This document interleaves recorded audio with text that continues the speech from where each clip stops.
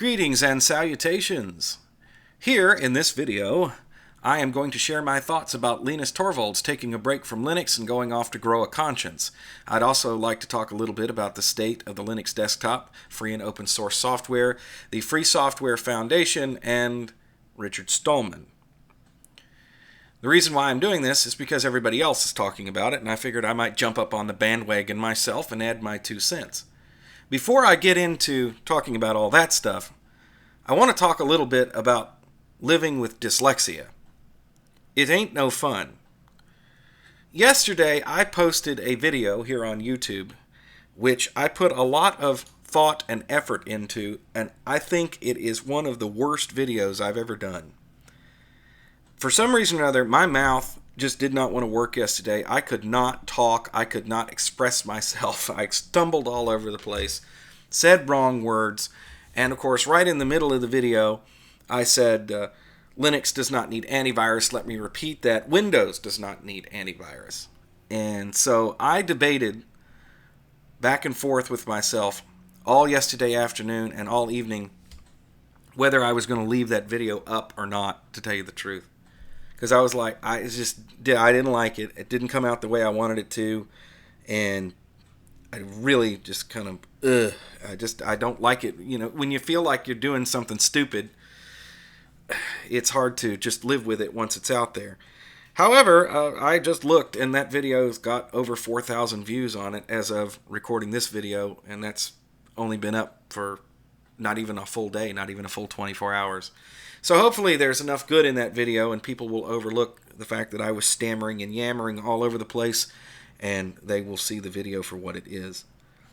I am a person who is very sound-oriented.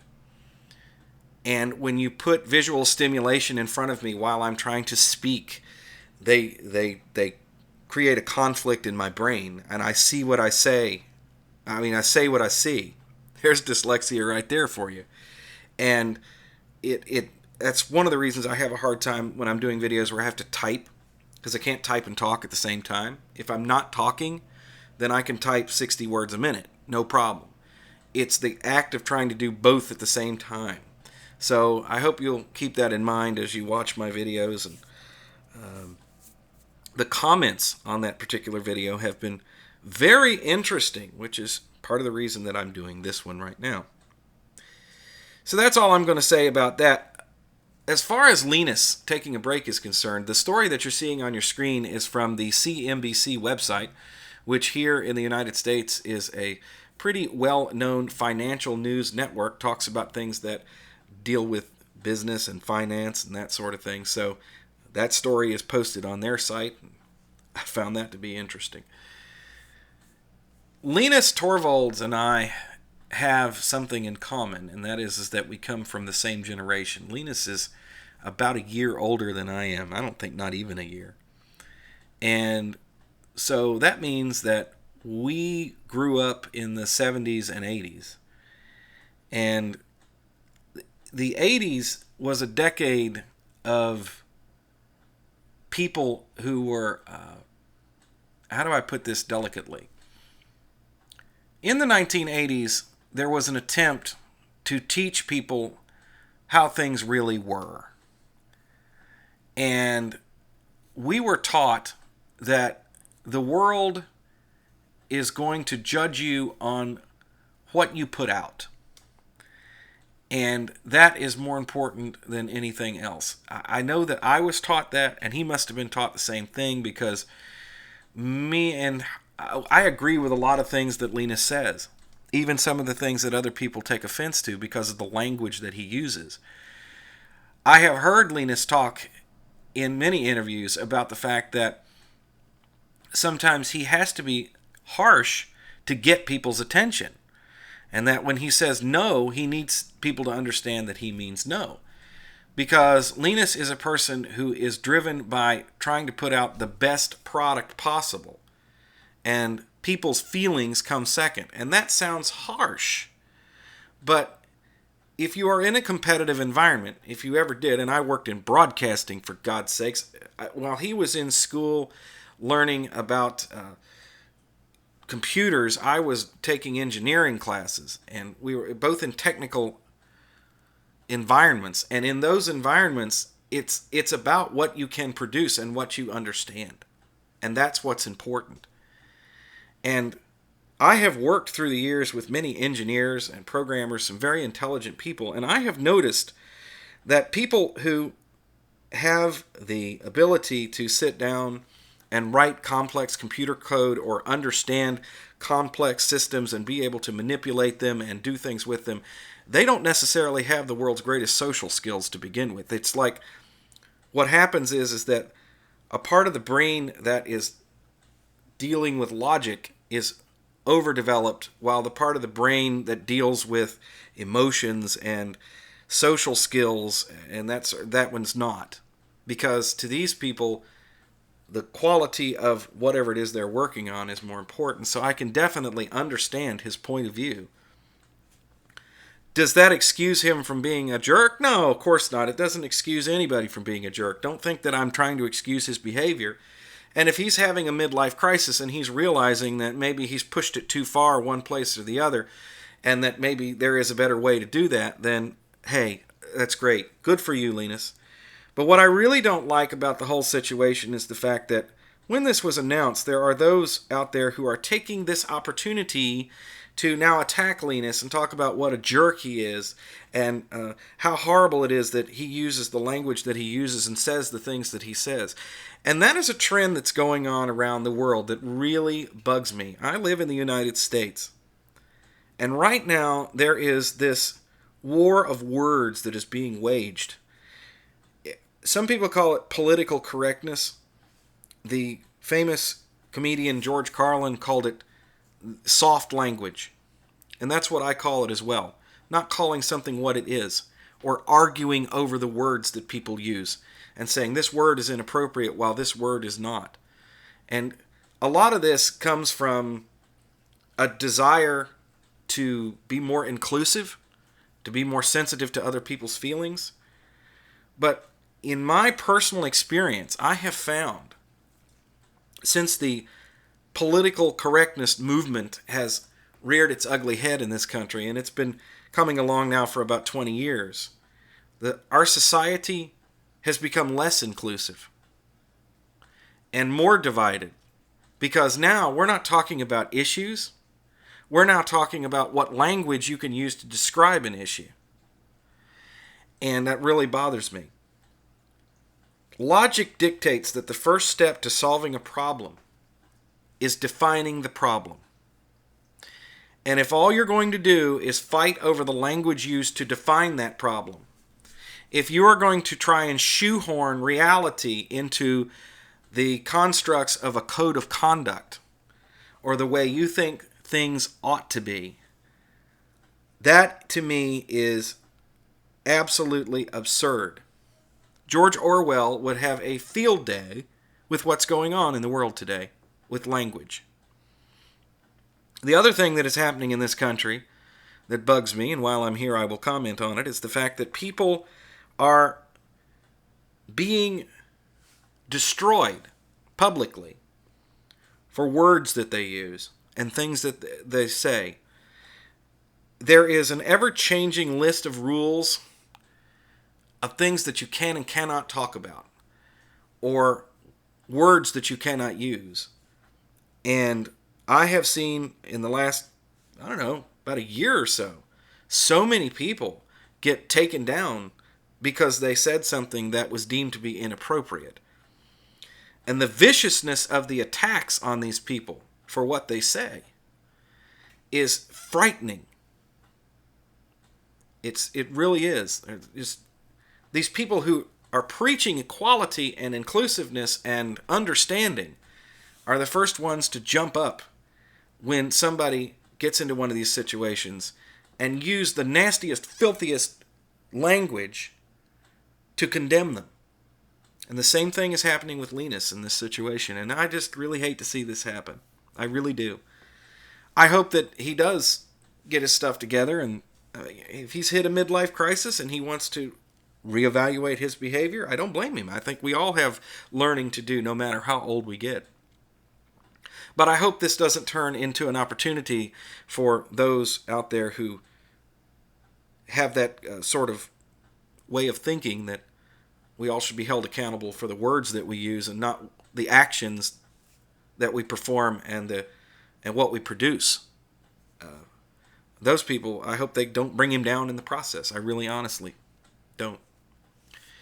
Now that led up to another thing that has been talked about, and that is comparing Linus Torvalds to Richard Stallman. Richard Stallman is probably the most controversial figure in the open source community. Of course, me saying that Richard Stallman is part of the open source community, to some people that's heresy on its own, because of course the correct and proper term for what Richard Stallman talks about is free software.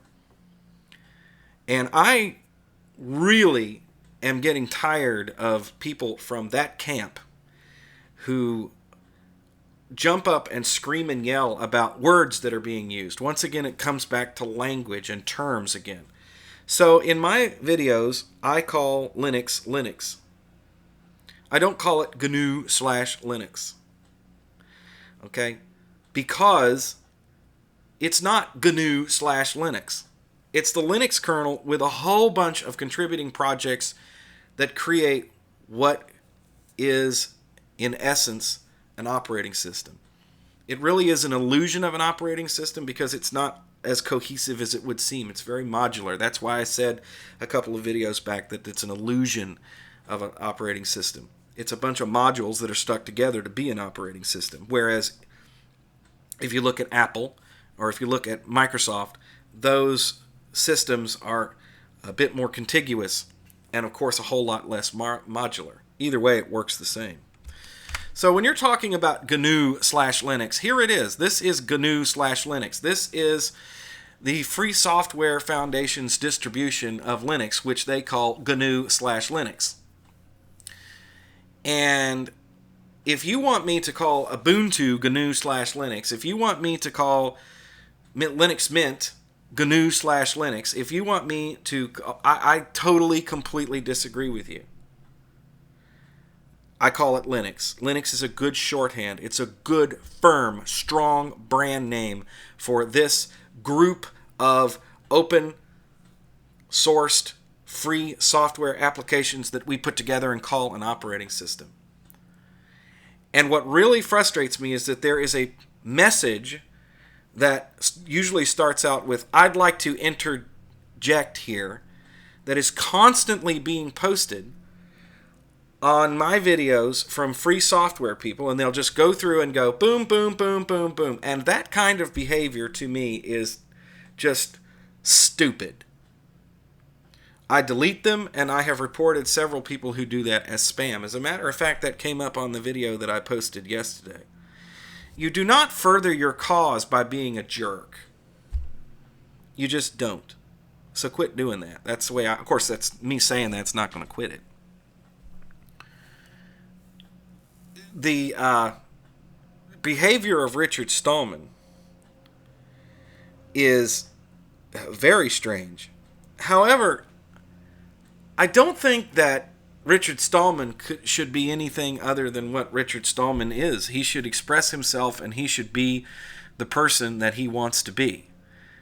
And people who would like to say that the free and open source movement should not be represented by Richard Stallman and Linus Torvalds, who the hell are you to say that? I mean, who do you think you are? It just makes no sense to me.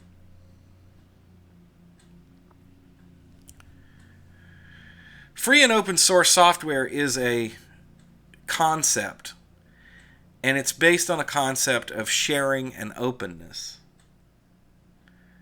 But yet, in this community that is supposed to be about sharing and openness and freedom, there are an awful lot of people who stand up and don't respect anybody else's freedom. They will point to Linus and they will say, he is a jerk, he uses nasty language, and then they will turn around and use nastier language on somebody else if they don't like the fact that they walk into a conference with a MacBook. So, watch it, gang. There's this thing, it's called Hypocrisy.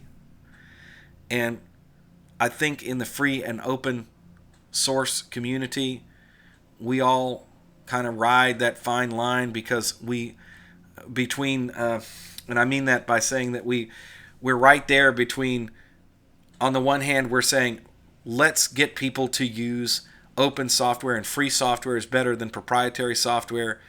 But then, because the word free is in there, we also have to respect the fact that not everybody is going to see the value in that, and they're going to want to use proprietary software. I often get very much blasted because I will say something about free and open source, and the truth of the matter is my web browser is Google Chrome.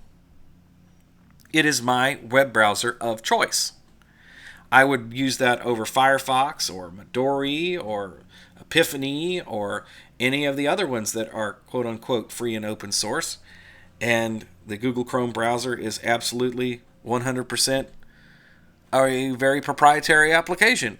I understand that, but it also performs better than these other browsers, and I like it better. Does that make me a hypocrite? Maybe it does.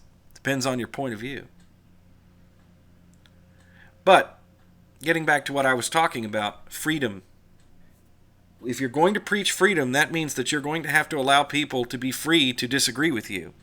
You're going to have to allow people to express points of view that you do not agree with. You are going to have to accept the fact that what works for you may not work for somebody else, that your reality is not somebody else's reality. And that's something that we definitely need to work on as a community as we move forward. Where is Linux going? I don't have a clue at this point. I am just the changes that I see rolling along and the influences that are coming in. Microsoft being on the board of the Linux Foundation and contributing a great deal of money. And there are other companies that are on that foundation as well. Google is one of them. But yet, in the open source and free software world, these are the two major corporations that we point our fingers at and scream and yell about the egregious invasion of privacy they do, and 10,000 other little crimes against freedom. But yet they're on the board. There they sit. So you have to wonder, this thing that's going on with Linus, how much does that play into this? Who's pressuring him to do this? It's a very interesting and weird time. I think that Linux is going through some growing pains right now. I think that we're moving from one reality to another, and I'm not smart enough or tuned in enough to be able to tell you what the direction is. But it certainly will be interesting to watch. It's not going to be boring, that's for sure. So anyway, I will just keep trundling along doing what I'm doing. I myself find it difficult to figure out exactly what direction I want to go in as far as my part of the Linux world, what little part it may be, and where what to do next. So that is why I need your suggestions. I need to hear from you, and you can do that in the comments here on YouTube. I'm really going back and forth between trying to figure out how to deal with the comments on YouTube. A couple of videos back in that little update video I talked about it. Yes, mostly what I'm doing now is just pruning them. I can't really... I'm getting so much information from Facebook, and I have the forum now, which I have had very little interaction with, unfortunately, because it's just a matter of time. I spend a great deal of my time dealing with Facebook and YouTube because that is an avalanche of comments. So I don't know what to do with that, but I read everything. So you can put something here, or you can contact me through easylinux.com on the contact page. That's a good way to get a hold of me. That's like sending me an email there to do that. And of course, you can join us on Facebook and elsewhere. So I might as well put the end card up so we can go ahead and do that. So, thank you for listening to the video, gang. I'm just rambling on, sharing my thoughts on this. What are your thoughts? I don't know which direction this is going to go. I don't know how it's all going to end up. I really just have no clue. I'm just kind of sitting back and watching at this point. And I hope that Linus enjoys his time off and has a cathartic experience and discovers his true self and, grows a conscience. Why not? Please be sure to give Easy Linux a like on Facebook. Thank you. That is if you're a Facebook user. That's another one I get blasted for all the time. Well, you get a Facebook page. You're using Google Chrome and you're running a Facebook page. What's the matter with you? I'll tell you why I do Facebook. That's a good, bring it up here. Because I'm constantly telling people this. You got to go where the people are, gang. And a lot of people have a Facebook account that don't know diddly-do about Linux. Nothing. And so to have a Facebook page which is dedicated to Linux and is actively seeking people to like it and join, that pulls in a lot of folks that maybe would not hear of Linux somewhere else. Because you're not going to find it on YouTube unless you search for it. And we don't have any mainstream advertising for desktop Linux. Nobody has the money to do that.